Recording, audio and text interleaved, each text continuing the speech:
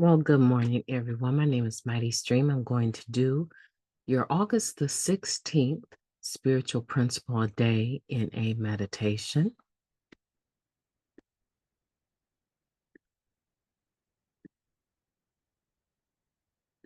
The title of that meditation is Our Commitment to Encouragement. As a group, it's our job to be tolerant, listen well, hear the message through the mess, and encourage newer members to grow. That comes from Guiding Principles, Tradition 10, for groups. Practicing encouragement, especially with newer members, is a job not to be taken lightly. Encouragement breeds hope, which leads to a willingness to change, which leads to courageous action, which leads to growth that can be miraculous to witness. When we consider the importance of encouragement, we realize policing the message or the messenger is likely not helpful. We all hope to be met with empathy and encouragement, not an explanation about outside issues. We can overlook when a newcomer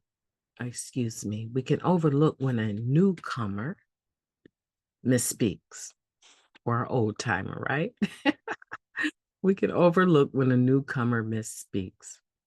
When we're tempted to correct the way someone shared, maybe we offer a hug instead and our phone number. The share that hits the mark of solution-oriented, message caring, and utterly authentic, all before the timer goes off, may not happen every day. And is that even our goal? Many of us believe sharing honestly is the solution, and actively listening for the message reflects our empathy and encourages others to speak honestly. We can validate each other and also model how to connect the dots between what's happening in our individual lives and the process of recovery we all share. When we provide each other with support and encouragement, we're more inspired to be part of each other's growth. Encouragement is living by example, as much as it is the words we utter. Rather than critique a group member's way of handling a problem, we share our experience with a similar situation. Through it all, we witness each other's courage to endure some unimaginable conflict and strife and stay clean through it. NA members' encouragement has provided the nudge I needed to take one more step forward, a member recounted. I was told not to quit before the miracle. My suggestion is to not quit during or after either. We've all shared a mess at some point. Heck, we've all been a mess. But the encouragement I received gave me the courage to learn and grow. I'm committed to doing that for others today. What a beautiful meditation. Let's take a moment of silence, followed by the we version of the Serenity Prayer. Moment of silence now, please.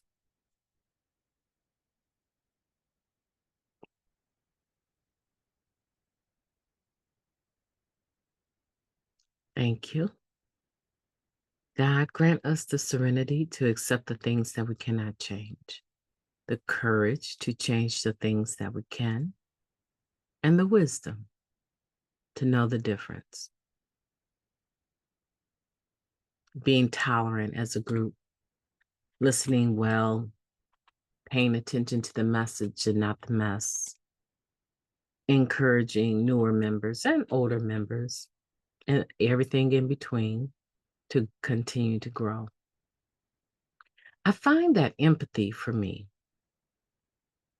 the ability to sit in a meeting and just be present.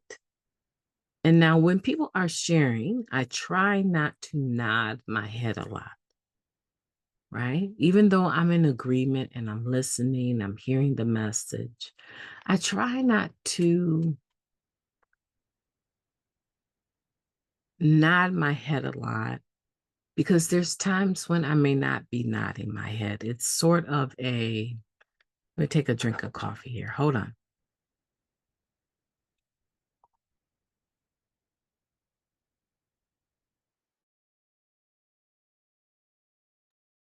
Thank you.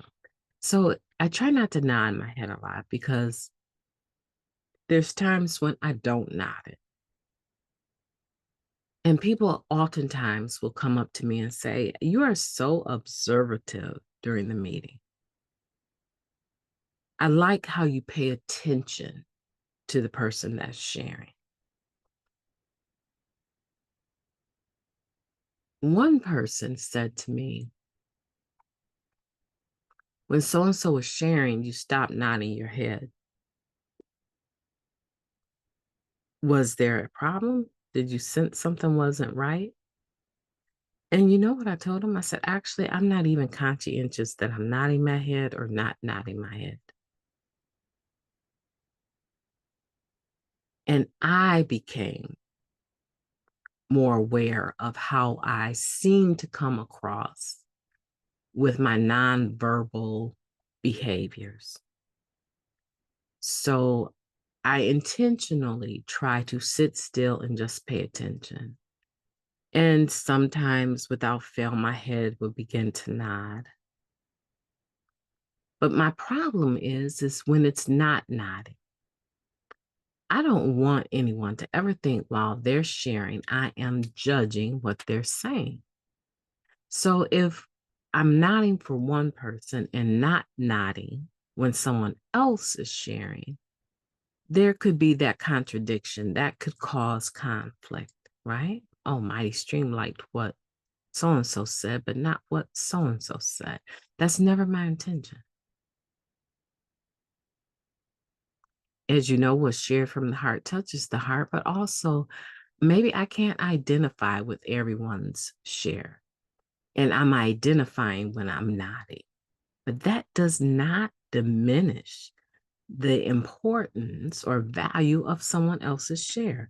So I am conscientiously just trying to actively listen and be present and be supportive. And that's what we all want to do. That's what we're there to do. Is for us to be able to have a commitment to being encouraging to others and stop. Like I'm sharing my own personal experience, strength, and hope with me nodding. How simple is that? How can someone be offended by that, right? It's so innate, it's so natural. But I'm aware of it now. I'm aware of it because someone brought it to my attention years ago. Have I stopped nodding? Absolutely not, but I am very much aware of it, and I try in those meetings not to do that. And just listen. Just listen. Now, that's for me. What about you? How does your commitment to encouragement show up in the meeting? Because you're part of the group. And this is telling us that as a group, it's our job to be tolerant, listen well, hear the message through the mess, and encourage new members or newer members to grow. What are you doing to further that along? Okay, great job. Good. That's amazing. I'm glad you're able to identify what you are doing. So now what are you not doing? Or what are you doing that doesn't further that along? Are you a hostile individual when you walk into the meeting? No one would even dare approach you or think to hug you. Are you a busybody in the meetings? So you're not listening, you're just present, talking, whispering, sitting, looking at your phone, thumbing through Reels, TikTok, Facebook, Messenger. Do you need to do that for an hour and a half? I'm not saying disconnect from your other world. Put it on vibrate and put it in your pocket. Me, I'm choosing to leave it in the vehicle now because I know my boys have my husband to turn to during that hour and a half. I don't have to be on call. And I know and trust that my husband knows what to do if there's an emergency, and he knows where to find me. He knows exactly where I'm at. That fits my life. But that's not to say that I won't take it into a meeting.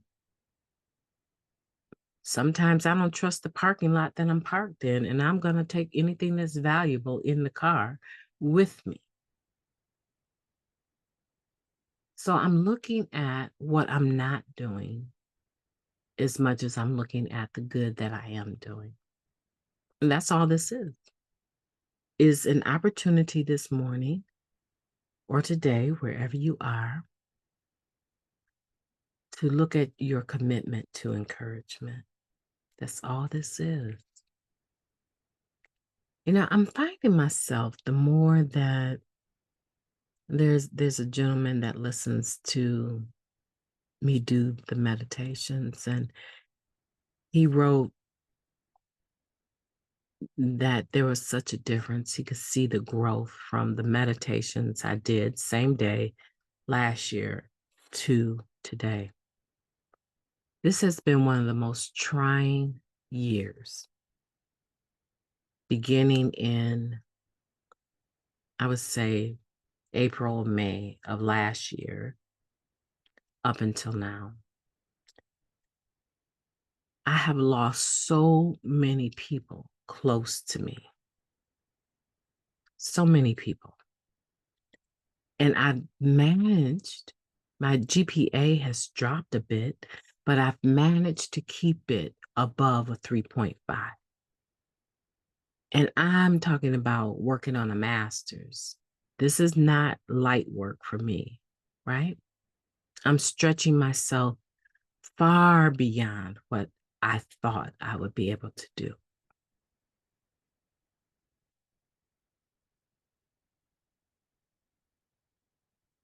The point is that we all have something else larger than ourselves to do. Our commitment to encouragement is more, to me, in my personal opinion, about the therapeutic value of one addict helping another, being without parallel. There's nothing else that runs alongside of it. I look over and I see another recovering individual, and I'm encouraged in a way that no one else can encourage me because I know they understand the gift of desperation. I know that they do. And just to see them, even if I don't hear their message, just to see and to watch them grow encourages me to do the same. So why not do that for someone else? Why not be more graceful. And that's what I was saying. I just have found that in this last year, during the most difficult time, I would say, in my life in a long time, I'm very much aware of the grace that I've been given.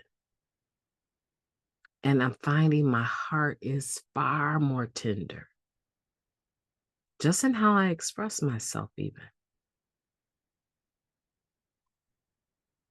And every time I do a podcast, I lean into reminding you